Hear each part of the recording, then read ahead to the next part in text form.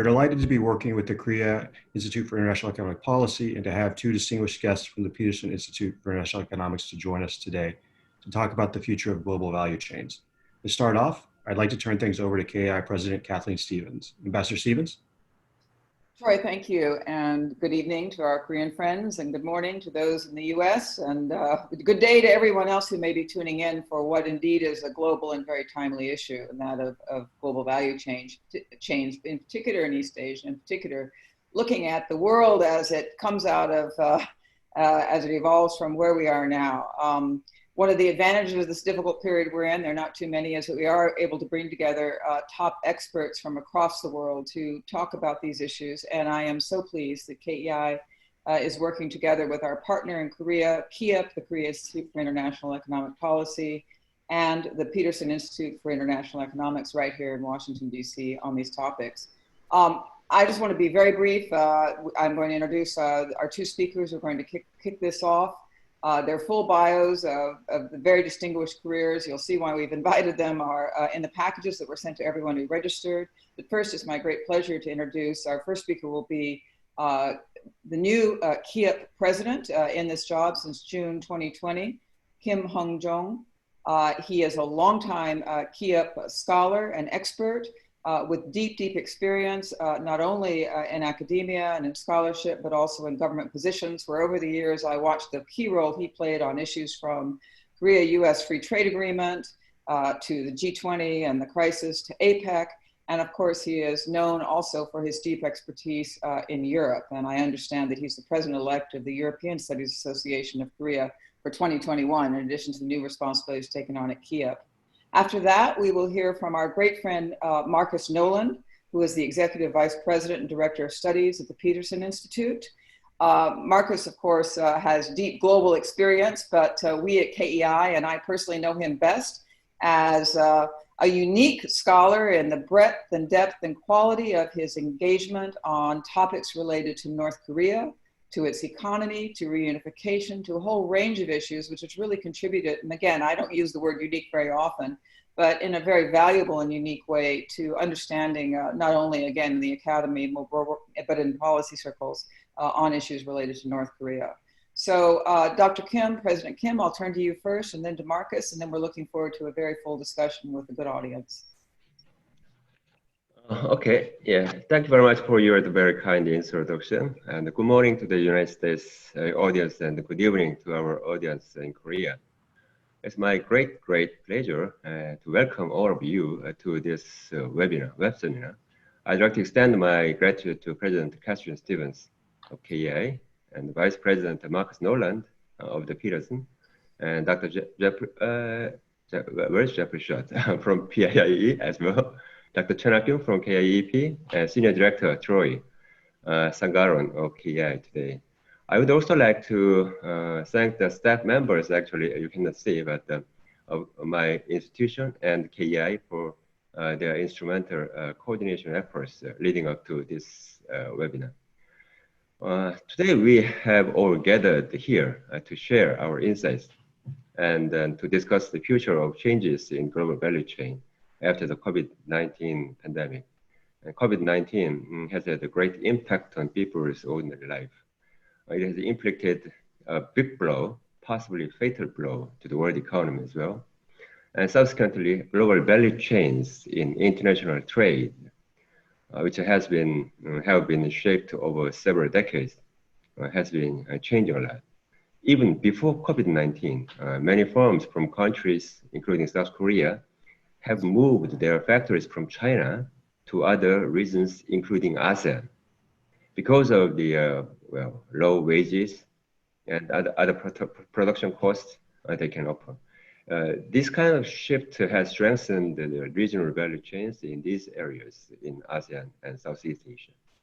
After COVID-19 has spread, however, many difficulties in value chains arose in the areas of production and logistics due to lockdowns implemented in many countries as they strove to stem the spread of COVID-19.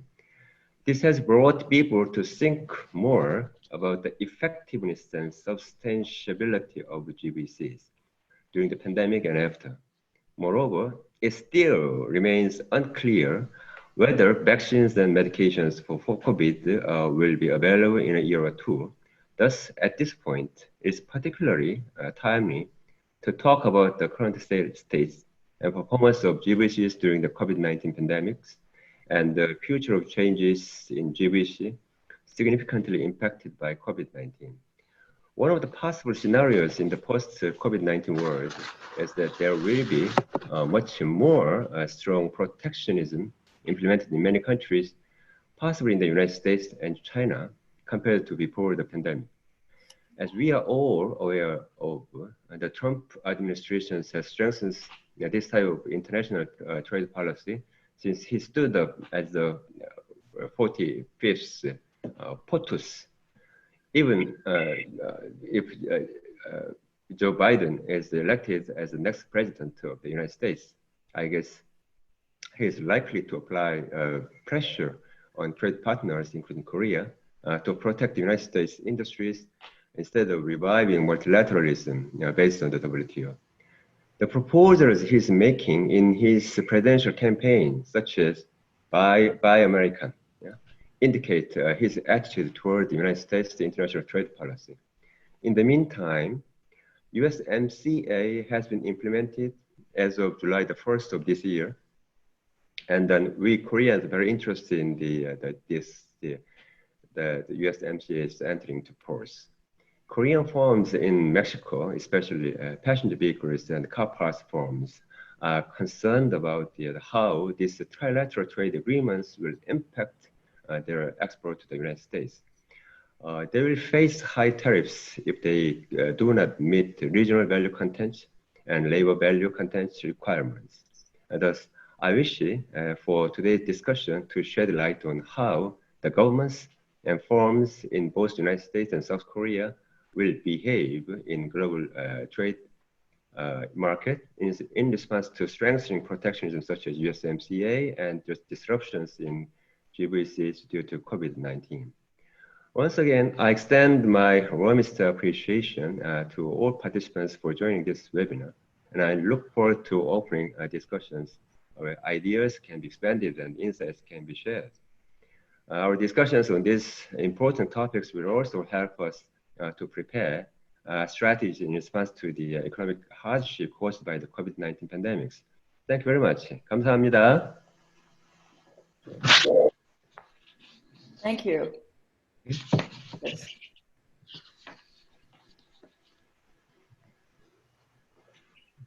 Marcus, please, the floor is yours. Thank you. On behalf of President Adam Posen, I would like to thank Ambassador Stephens and President Kim for the opportunity to participate in this seminar. And personally, I would like to thank Ambassador Stephens for her very kind words at the outset. PIIE's relationship with Korea goes back decades. In fact, then Deputy Prime Minister Dr. Cho Soon was inspired to establish KIEP after time spent as a visiting scholar at PIIE. The similarity in our institution's names is no mere accident. Later, at the urging of then Minister of Trade and Industry Han Duck-soo, one of today's participants, Jeff Schott, co-authored with former KIEP scholar Chae In-bam a blueprint for what eventually became the Korea-US Free Trade Agreement. So our institution's common historical roots run deep. But today we face new and significant challenges. Globalization and its highly articulated cross-border supply chains were already under strain politically before the outbreak of COVID-19. The pandemic has created both logistical challenges for producers and political demands for the reshoring of production. These issues are particularly acute in the United States, which has not managed the pandemic well.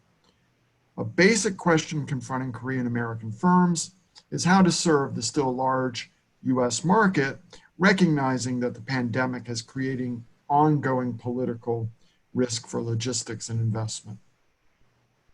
At the same time, the US has emerged as a source of policy disruption, particularly in regard to its trade disputes with China, which have collateral effects on third parties, including Korea. In short, the U.S. has gone rapidly from a safe haven to a relatively risky environment, and from a source of global political leadership and stability to a source of potential policy disruption for Korea and other countries. These are extensive and critically significant challenges, but I am confident that our speakers today are up to the task. So with that, I would like to get out of the way and return the floor to our KEI hosts, and I look forward to our discussion. Thank you very much.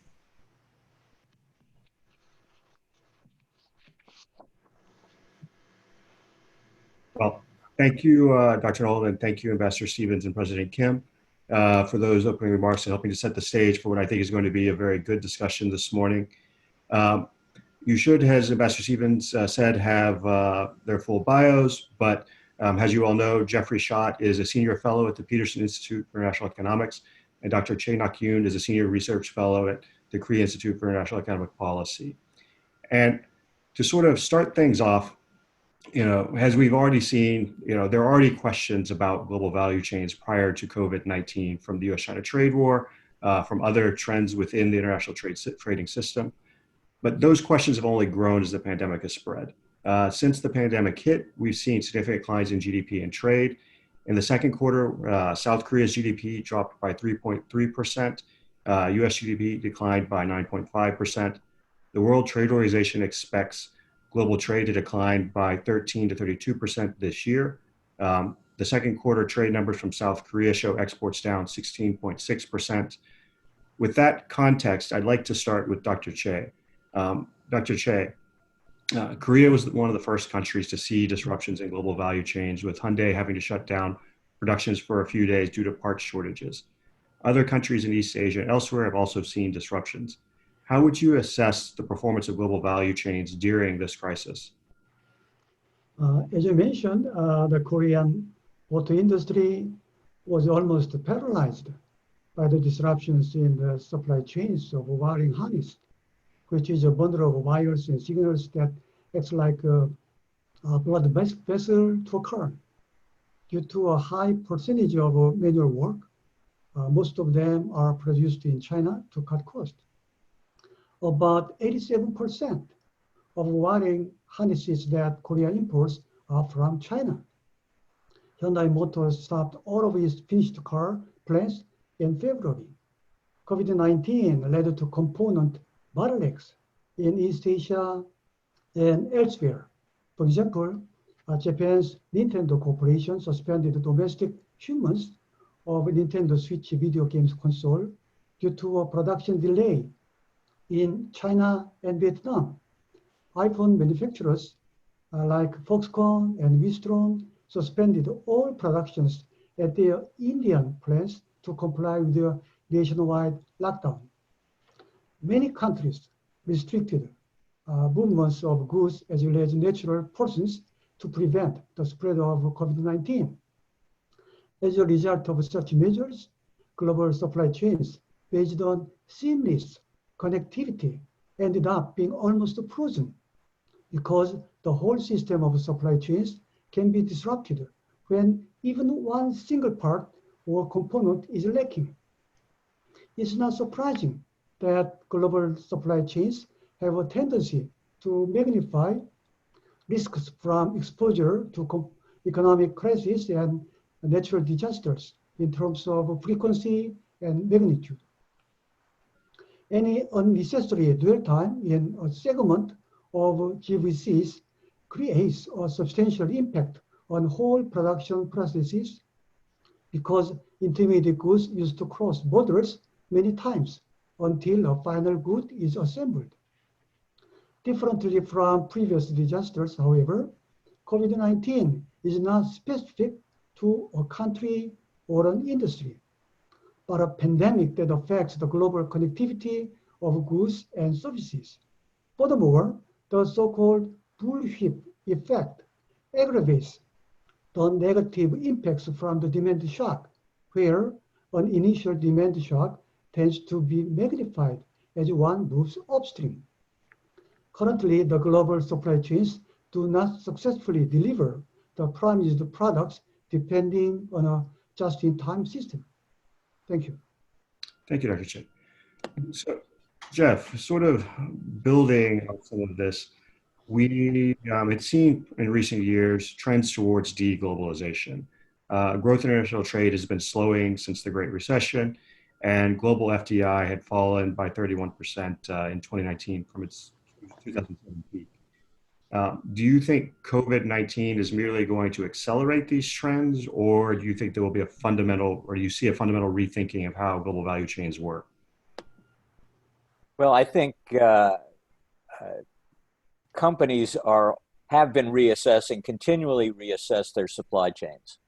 And this is one of the reasons why you saw a slowing down of the growth of trade, as you mentioned, since the Great Recession, more than a decade ago. We no longer have the luxury of trade growing twice as fast as GDP, as we had for a long period of time in the late 20th century. And we have had a slowdown in the inflows of foreign direct investment around the world from peaks that were reached about 5 years ago. So part of this is for structural reasons. Part of it is due to the growth and the importance of China in international trade and investment, more production for domestic demand in China, less devoted for export. So there's been a rejiggering of trade and investment in that area.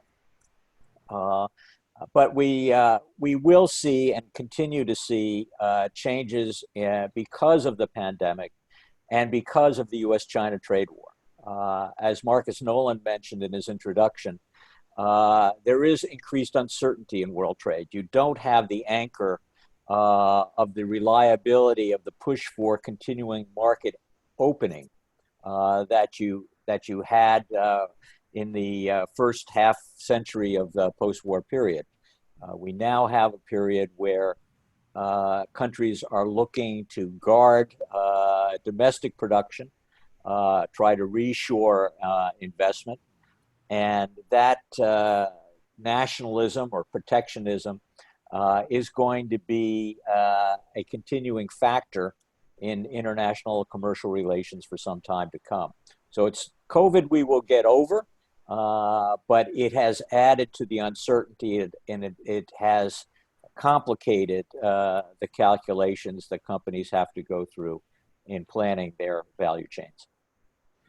So, Dr. Choi, sort of building off Jeff's comment about how China's grown in importance and how you have this U.S.-China trade war, how has that disruption impacted South Korean firms' thoughts on supply chains, and how has that then impacted global value chains in East Asia? Okay. The U.S.-China trade war has affected Korean trade in the following two ways. First, Korean exports of intermediate goods to China have been affected by higher U.S. tariffs on goods from China because Chinese producers import Korean parts and components to export final goods to the U.S. market for consumption. And then China's share in the total Korean exports of intermediate goods in 2019 turned out to be about 28%, and its value was about $108 billion. Second, China will possibly substitute the U.S. products for Korean ones because China agreed to expand its imports of various products from U.S. in order to conclude the Phase 1 trade deal. China is expected to purchase an additional $200 billion of U.S. goods and services until next year. A shopping list of U.S. goods proposed by China covers not only agricultural products and services, but also manufacturing products, including machinery, electric equipment, and automobiles, in which Korea's market share was about 15% in 2018. The U.S.-China trade war is expected to have negative effects on East Asian trade and investment. This is because the distinctive structure within the East Asian US production system. China used to assemble parts and components imported from East Asian countries and export final products to the US market. For example, Korean export value to China amounted to about $136 billion, which takes about 25% of Korean total exports last year. The share of intermediate goods turned out to be about 79%. It's a huge number. As the US-China trade war is getting worse, South Korean firms are positively considering contingency plan to relocate their offshore factories in China to other countries, such as Vietnam, for example. As you are well aware, the US-China trade war is not just about tariffs. It's more about the economic system and institutional framework. The US has claimed that key issues on Chinese state capitalism, government subsidy programs for state-owned enterprises, violations against the US intellectual property rights, and enforced technology transfer, among others, need to be addressed and improved to meet the global standards. It seems to me that China is not willing to modify its own party-state system. Generally speaking, global value chains are endogenous to trade cost because costs are magnified as goods cross borders in global value chains many times. Government policies have been more than ever interdependent. So I think that the US-China trade war will contract East Asian value chains because it increases trade costs and risks for cross-border transactions. Thank you. So, Dr. Choi, I'd like to stick with you for a moment. And, you know, one of the responses that governments have had to either, the U.S. response to China's, trade restrictions, its own economic system, and then to COVID-19 has been to push the idea of reshoring. How is specifically, now that we've gone through the context of South Korea's own trade conflict with Japan, which has, seen an own effort, at least in some sectors, to try and reshore certain types of chemicals needed for semiconductor production and other things. How is reshoring seen in South Korea, and how successful has that perhaps been? Okay, I will discuss about the disruptions in semiconductor sector. The Korean semiconductor companies have been heavily dependent on Japanese chemical products, including fluorinated polyamide and photoresist and hydrogen fluoride, which were targeted by Japanese export restrictions last year. In case of fluorinated polyamide and photoresist, Japanese shares in Korean total imports were about 85 to 95%, while it was about 42% in case of hydrogen fluoride in 2018. Korea has supported leading materials, parts, and equipment companies to reduce its dependency on imports from Japan. When you compare Japan's shares in Korean imports of 3 targeted products between before and after the export restrictions, the shares of imports from Japan were just slightly decreased in case of fluorinated polyamide and photoresist. With the efforts of autonomous localization, however, Japanese share of hydrogen fluoride dramatically dropped from 42% in 2018 to 9.5% in the period following the Japanese restrictions. In addition, local production facilities for fluorinated polyamide have been established by some of the Korean companies, while DuPont, an US chemical company, plans to undertake a greenfield investment for local production of photoresist. As you mentioned, reshoring is also a feasible option to reduce risks of supply shortages.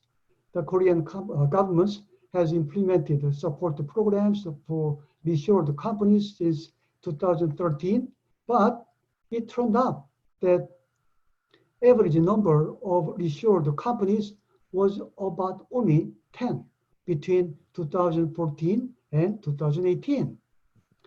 This statistic indicates that Korean firms did not actively undertake reshoring strategies considering costs and benefits accruing from moving production facilities. Instead, various responses through inventory management of raw materials and components, expansion of local production, attraction of foreign direct investment, and diversification of import sources are needed to tackle risks for global value chains, shown in responses to Japanese export restrictions. In case of display in the industries, for example, Korean companies have moved their assembly lines from China to Vietnam in consideration of competitiveness in module processes. Yes, Jeff, I'd like to stick with the topic of reshoring and talk about the United States. Reshoring has been an objective of the Trump administration, but we have an election in November. As President Kim mentioned, sort of in the lead up, even former Vice President Biden has put in some things in his plan that suggest that reshoring might remain part of any plan that he has going forward. In terms of reshoring in the U.S., where do you see policy going, regardless of who wins the election this November? Well, I think the first thing that's going to drive the policy in this area is the continued uncertainty in U.S.-China relations and the continued imposition of tariffs and restrictions, investment restrictions on high-tech trade. This is going to complicate the decisions that companies will make on what to do in terms of location of their production facilities. The companies make the decision unless they are coerced to do so by government mandate. And there, the President of the United States has authorities under the Defense Production Act, under the International Emergency Economic Powers Act, in the case of the national emergencies, to force companies to reshore.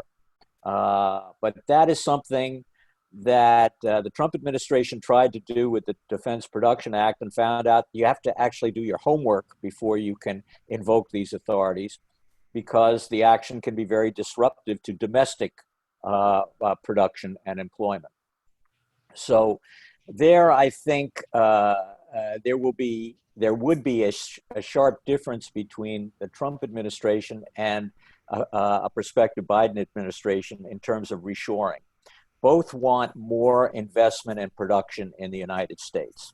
The Trump administration's approach has been to try to force feed that companies to change their policies by raising the cost of overseas production, by inhibiting the ability to import, and therefore to break existing supply chains.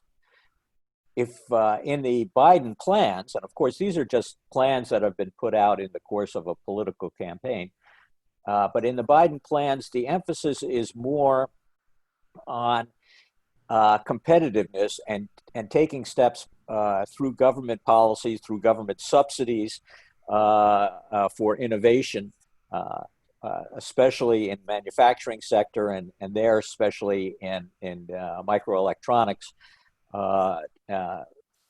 to promote innovation in the United States and production of new technologies in the United States. So the use of subsidies more than disruptive import and export restrictions. And I think this would follow a very long-standing precedent that the United States has done in this area since the late 1950s, when in response to the Soviet Union's launch of the Sputnik, there was a sudden realization that the United States had to up its game. And therefore it developed the Defense Advanced Research Projects Agency, to spur new high-tech developments and innovation. And that led to both military and commercial applications. I think for a similar reason, we're going to see more in the United States in this type of activity in manufacturing and also in pharmaceuticals to develop new vaccines, new therapeutics to promote and advance U.S. innovation and the health of the U.S. economy. So, Jeff, to stick with sort of this broader theme, well, not necessarily reshoring, but a shift in the Trump administration. After being very sort of unilateral, there has been a movement towards more multilateral efforts with this idea they put forward of an economic prosperity network. The U.S. has reportedly discussed the idea with Vietnam and India, but with global value chains turning into regional value chains and the U.S. declining in importance in ASEAN and India, China growing in importance to both areas as well. Do you see basically the possibility of the establishment of something like an economic prosperity network? And what kind of roles, if it did come into fruition, did you see countries in ASEAN or India potentially playing? Well, when I read about this new initiative developed in the State Department and the administration, all the threads didn't seem to tie together. Because we've had initiatives like this before. There has been in the defense sphere, the Indo-Pacific strategy, which has had some military applications, but very little in the economic front. This seems like trying to develop a similar type of economic initiative, but done by people who haven't done their homework on terms of what's going on in economics and in economic integration in the region. It's a pretty harsh criticism of the Trump administration and the State Department. But a system like this doesn't take into account that the Regional Comprehensive Economic Partnership has already been signed and that China is part of it, and so is Korea and Japan. And India is not part of it. And one of the reasons why this agreement has value is it has regional content rules, which will encourage the continuation of the investment in supply chains among the 15 countries. So in this sense, Korea may not be investing more in China for a variety of reasons, but it may be investing more in Vietnam, as Dr. Choi has said, because it will have the benefits of access to China and the other RCEP economies. So this is a problem of economic statecraft developed without doing your homework in terms of what's going on in the marketplace and among the economies. And taking into account the deep ties that ASEAN has to China. The first half of this year, ASEAN as a whole is the #1 trading partner of China in the whole world. Part of that is pandemic related because Europe's trade has been cut back and the US trade has been cut back. But ASEAN is an important player in the Chinese economy, and that's not going to stop being an important player in the Chinese economy. So the attempt through an economic prosperity network to try to isolate or contain China, which may be the view in the State Department, among some people in the State Department and among the National Security Council, I think is not a very well thought out strategy. Thank you. Dr. Choi, so we've been talking about reshoring, the movement of global value chains, but there are economic reasons why global value chains have developed. How feasible is it to move them outside of China or to engage in significant reshoring? COVID-19 is often given as one of the risks that shows the risks of extended supply chains, but are there also risks in shortening them or completely returning production domestically? Okay. the famous scholar Richard Baldwin and Lopez Gonzalez claim that the so-called Factory Asia is much closer to a network rather than hub and spoke pattern observed in Factory North America and Factory Europe, as processing often includes stops in multiple nations. According to my recent study, Asia imports more intermediate goods than Europe and America because it assembles parts and components to export the final goods to foreign countries. I think that it will not be feasible to engage in significant reshoring in the short term due to the network structure of Asian value chains. The future of global value chains, however, will be different from the pre-COVID-19 era in the long term. There have been considerable debates on how to maintain a resilient and autonomous global value chains. Generally speaking, the future of global value chains is determined by various factors, including production cost, trade cost, technological innovation, global geographic distribution of demand, and preparedness to meet supply chain risks. Recently, many countries have recognized the necessity of setting up resilient and autonomous global value chains from the perspectives of national security strategy. These drivers of change will be conducive to consolidation of global value chains around the regional and local hubs closer to end markets. Value chains will be more regional than global.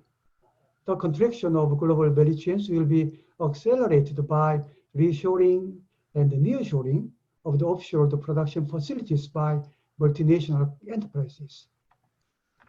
As we are all aware, however, there are risks in shortening global value chains or completely returning production domestically. This centralizes production facilities and fails to diversify risks in supply chain management. In addition, it may result in inefficient supply chains in terms of production cost if offshore production in a wide range of industries will be returned domestically. In this context, the future configuration of global value chains will depend upon the dynamic factors, including digital transformation and supply chain risk management to a larger extent than other factors in the long term. The future global value chains should be improved by digitalization and automation of production systems facilitated by Industry 4.0. In addition, risks for supply chains should be mitigated by various strategies, including reshoring and relocation, among others. When I analyzed multi-regional input-output data released by the Asian Development Bank between 2015 and 2018, it turned out that global value chains have been differently transformed depending on production locations and industries. This result indicates that global firms need to take differentiated approaches depending on production locations and industrial sectors to optimize their production efficiency and mitigate risks in supply chains. Jeff, you had mentioned RCEP and its role in regionalization. Dr. Choi just talked about how supply chain or global value chains will become more regionalized. So I'd like to talk to you a little bit more specifically about one aspect of this, which is the Korea, Japan, China FTA negotiations. There's been a lack of progress in these talks, but do you see the potential for a breakthrough in the relationship? Specifically, if we can see improvement in relations between Korea and Japan. And also, what do you think the impact, if we did get a CJK FTA, would be on value chains in Northeast Asia? Well, first of all, Troy, recall that there has been a trilateral CJK investment agreement that has been in force since 2014. So that already, to some extent, facilitates the development of Northeast Asian supply chain. The CJK trade negotiations have been bogged down to the extent that there have been tensions and bilateral frictions between Korea and China, and retaliation by China against Korea, and frictions between Korea and Japan in recent years. But at the same time, all three countries did participate in RCEP, and the RCEP is going to be a more shallow or lower level free trade agreement between the three countries in any event. The CJK negotiations, just among the three, seeks to build, at least from the Korean and Japanese perspective, a much higher quality free trade agreement than RCEP is. But RCEP will be an expansion in some areas of what already exists today. So you have to look at it in that light. You have a CJK in the context of the RCEP agreement. Unlikely, probably in the near term, to have forward movement in the trilateral negotiations on a higher quality agreement because of frictions with China, concerns about the U.S. reaction to dealing more with China, though that doesn't come up in the RCEP context, and the ongoing Korea-Japan disputes, which I think are hurting both countries. The last time I was in Seoul last September, I gave some public speeches about concerns about this, but the politics have trumped the economics in this area. And I think this is going to have to be revisited when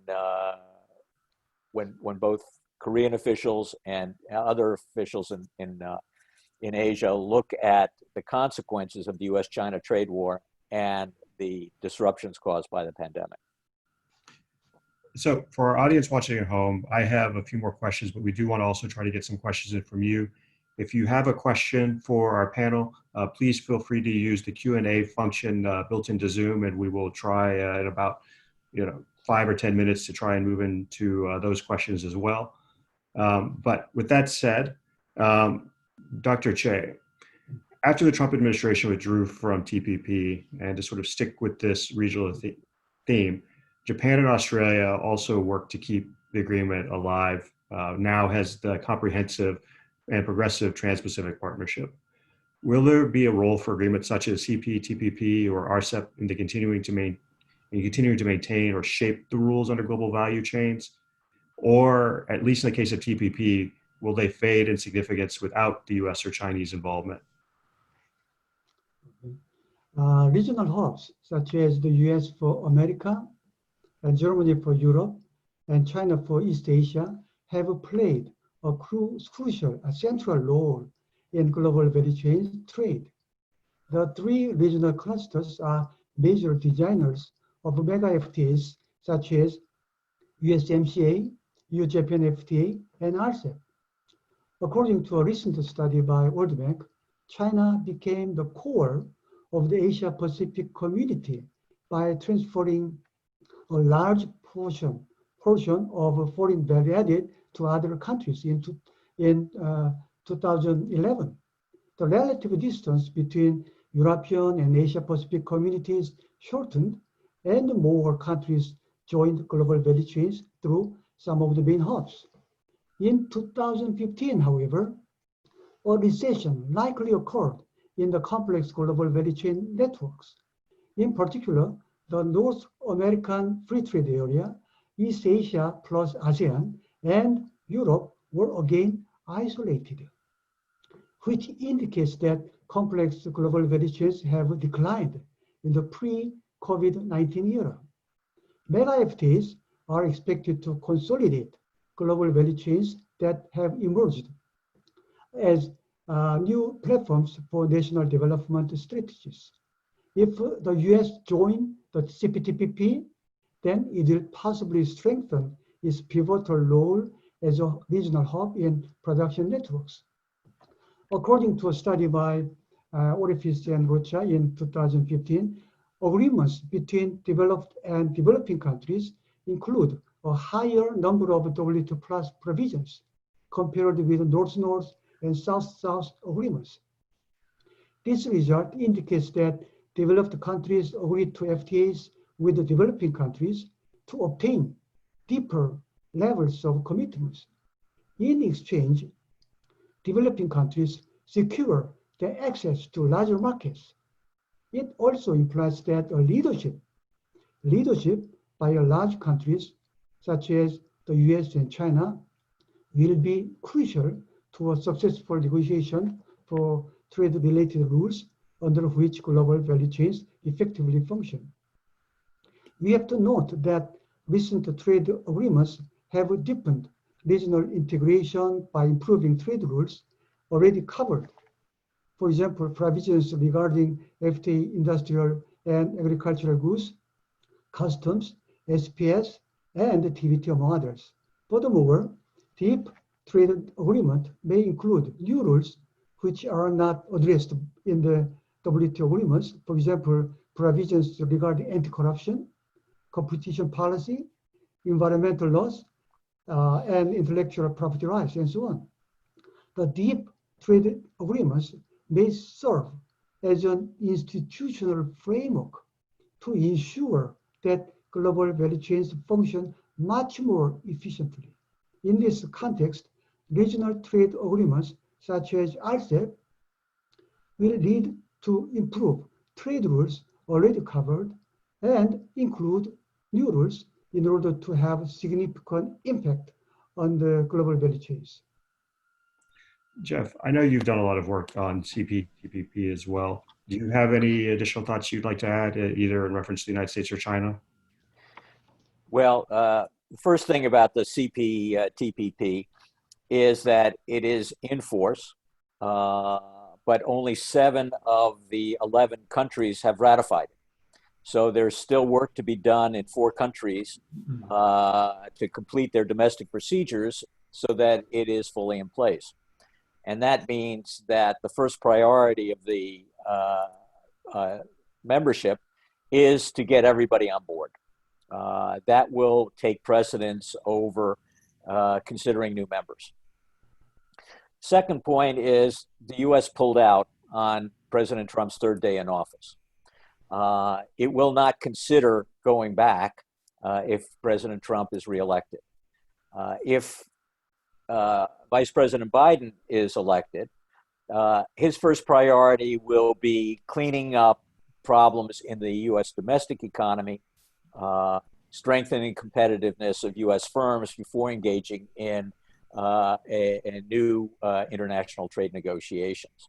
I think he's expressed at other periods of time his interest in rejoining or revisiting the TPP, renegotiating some of its terms, and I think the 11 countries would welcome that, and I think Korea would probably welcome seeing the United States strengthening its legal engagement in the region, in economic integration arrangements in the region. But that's not going to happen as a first priority of a new Biden administration, and it won't happen at all with President Trump if he's reelected. So the main short-term or near-term conclusion is that there will be continued uncertainty about the role of the CPTPP and whether it's going to come under pressure from China to try to work with China, because China is an important trading partner of all those countries. That's a scenario that is open and people don't want to talk about. But even though China cannot meet the terms of the current CPTPP, without the United States in the club, it can perhaps influence the revision of some of those terms in ways that favor Chinese practices. That's a danger for Korea. It's a danger for the United States, and one of the reasons why both countries should be rethinking its position towards membership. So, Jeff, one last question before we move to a couple questions, hopefully from the audience. After seeing the disruptions to global value chains from COVID-19 and for geopolitical reasons, what would be your policy recommendations for Korea in establishing regional value chains in Northeast Asia, and where do trends seem to be moving? Well, I think there's going to be continued uncertainty, as I just said. So the first thing is implement RCEP, deepen ties, particularly with ASEAN. Korean companies are already doing this, so support Korean companies in that regard.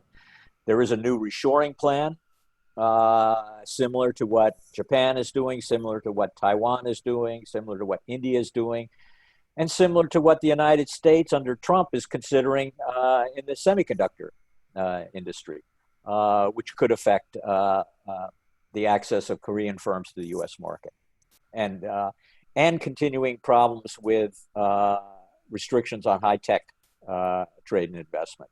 So under those circumstances, implement RCEP, and I think start rethinking policy towards the TPP.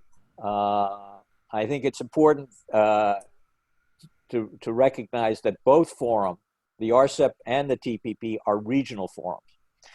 And in that sense, it is easier, though not easy in any respect, to manage bilateral problems with members in a regional forum than to do it bilaterally.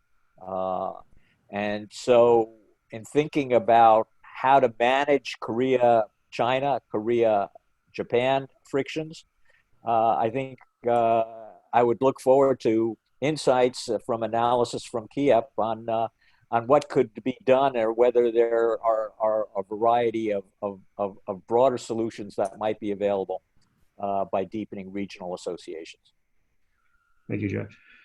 So want to move to audience questions now. And Dr. Choi, I have one from David Gossick, which sort of, I think, ties into Jeff's recommendations to an extent, which is, what are Korea's current views on becoming a member of the CPTPP?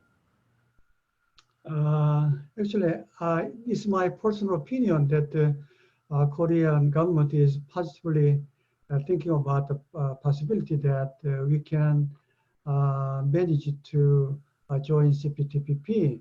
But as far as I know, there is some preconditions for joining the CPTPP, which was stipulated about a couple of years ago. So, and then secondly, Korea already has finalized bilateral FTAs with most of the CPP member countries, except Japan. But as you know, we have some competitive disadvantage in the sectors, including electronics and automobiles and so on. So we need to design kind of a domestic support system before considering the membership of the CPTPP. Okay. Thank you. I also have a question from Heungchong. In response to COVID-19, and I'll leave this open to either of you to answer, social distancing negatively affects the services sectors. Also, the service and manufacturing sectors are interconnected. What do you think of trade and services, and would you share any thoughts on it? Okay. Dr. Choi. Actually, Korean retail and wholesale trade, transportation, and accommodation and restaurants, among service sectors, showed negative growth in the first quarter of this year. For example, the growth rate of retail and wholesale trade dropped from 1.3% in the first quarter of last year to minus 3.2% in the first quarter of this year. And the growth rate of transportation services, which already went into the negative territory at minus 0.7% in the fourth quarter of last year, got worse. In the first quarter of this year, it went down to minus 10.2%. It seems to be difficult to revitalize air travel industries until vaccines and/or treatments will be developed sometime in the future. Currently, many countries limit the number of flights to stem the spread of COVID-19 through incoming passengers. I think they may initiate consultations on how to increase the number of flights to meet the travel demand from businessmen. I'd like to discuss some positive side brought on by COVID-19. For example, the demand for so-called untapped service businesses such as e-commerce, digital finance, online education, and digital healthcare have expanded substantially since the spread of the COVID-19. Increased global demand for digital trade and fast development of digital technologies are expected to strengthen the mega trend of the digital transformation. I think that there is a positive side. Thank you. So I have a question from an anonymous attendee, and Jeff, maybe this one is something you can touch on. They asked what the prospects are for a transatlantic trade preferential deal after the presidential election. And maybe just, they don't have this in there, but to add some context, we know obviously there's been trade friction between the Trump administration and the European Union, but the EU is also pursuing its own version of Green New Deal, which might have a carbon border tax. And there's also the digital trade dispute tax. So what do you see the prospects for that and how global value chains might end up shifting transatlantic on the transatlantic side? Well, again, it depends in part on what happens in the U.S. election. Nothing's going to happen this year, except growing friction. And because of the friction in those areas and others, it's going to be increasingly difficult to deal with a revival of a transatlantic free trade agreement, a comprehensive agreement. I think the first task will be to try to prevent things from getting worse. We have that because of the digital services tax, as you mentioned, because of massive U.S. agricultural subsidies, because of the ongoing Boeing Airbus dispute, though the airline industry is directly or indirectly getting massive subsidies now from both sides just to keep their customers in business. That ought to be taken into account when one is considering the distortionary impact of subsidies on these industries. So I don't see a lot happening in terms of the transatlantic relationship in terms of a comprehensive deal. I can see the United States and the European Union working more closely together on plurilateral agreements, on a new access to medicines pact, on dealing with climate change and trade. And those are very important initiatives that would have high priority in a Biden administration, but also I think could be worked on, at least the medicines part, if Trump is reelected. Climate change would be off the table, but that's an issue that really drives a big wedge between the United States and Europe in terms of political support for working with each other. You go to Europe and you find that very few people want to deal with the United States for that and a number of other reasons. Well, thank you, Jeff, and thank you, Dr. Choi. This has been a really great discussion. I think we've covered a lot of ground and hopefully shed some light on some of these changes of how global value chains might shift in the post-COVID-19 era, specifically in East Asia. And I hope we're able to all get together sometime in the future so we can have this discussion in person rather than virtually. But thank you again.